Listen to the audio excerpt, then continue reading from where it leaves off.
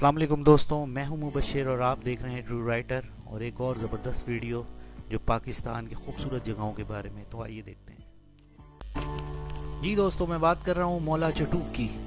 ये बलूचिस्तान की एक वादी है और एक छुपी हुई जन्नत है जो बलूचिस्तान के खुजदार डिस्ट्रिक्ट में वाक़ है। यहाँ का एवरेज दर्जा हरारत जो गर्मियों में 49 डिग्री सेंटीग्रेड तक पहुँच जाता है और सर्दियों में 0 डिग्री सेंटीग्रेड से भी नीचे गिर जाता है। मौला चटूक की ख़ास बात यह है कि पूरी वादी एक कमान की सूरत में फैली हुई है। वादी खूबसूरत पहाड़ों के दरमियान है। यहाँ एक दरिया भी गुजरता है जिसमें सारा साल पानी रहता है और एक खूबसूरत आबशार भी है जो मशहूर कर देती है और देखने वालों को दुनिया और माफिया से बेखबर कर देती है। मौला चटूक को कराची से तकरीबन 11 घंटे की मुसाफत पर वाक़ है। दरिया में लजीज मछली मौजूद है जो लोग वहीं पकड़ कर खाते हैं। अगर आप कराची से मौला चटूक जाना चाहते हैं तो 2 दिनों के ट्रिप के तकरीबन 10,000 रुपये खर्च होंगे, जिसमें रिहाइश, खाना और कैंप्स का तमाम सामान शामिल है।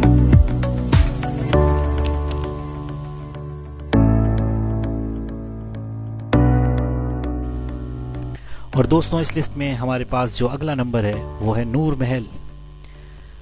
नूर महल सूबे पंजाब बहावलपुर में वाक़ है। ये महल 1872 में नवाब सादिक मोहम्मद खान ने अपनी महबूब बीवी के लिए तामीर करवाया था।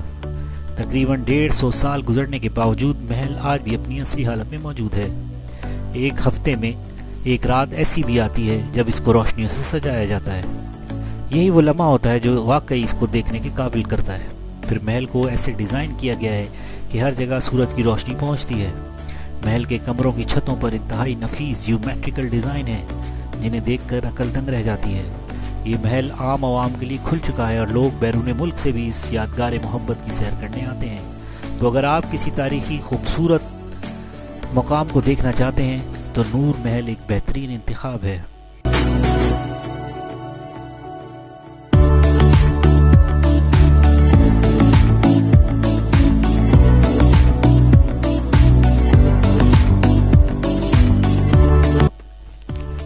जी दोस्तों, इस लिस्ट पे तीसरा नाम है मकशपुरी का।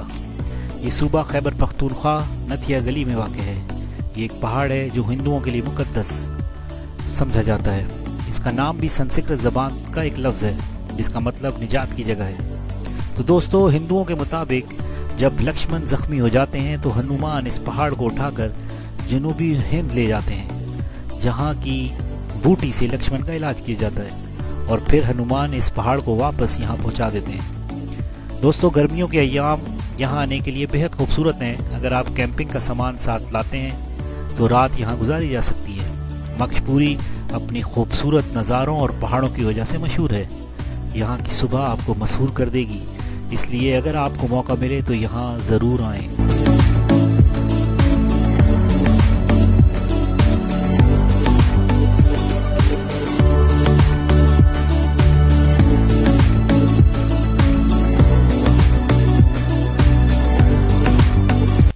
सिंध का एक पहाड़ी मुकाम है जहाँ का ज़्यादा से ज़्यादा दर्जा हरारत 20 डिग्री है, जबकि सर्दियों में ये दर्जा हरारत 0 डिग्री तक गिर जाता है।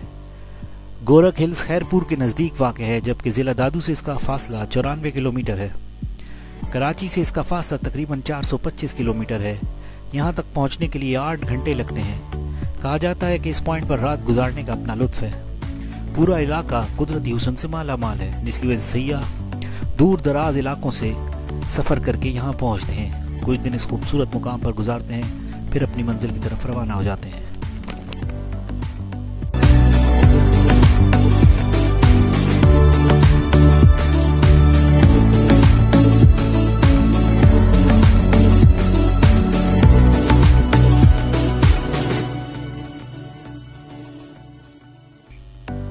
और इस लिस्ट में सबसे आखिरी मुकाम किला अल्तीत, जो वादी हुंजा में बलाई करीमाबाद पे वाक़े एक कदीम किला है।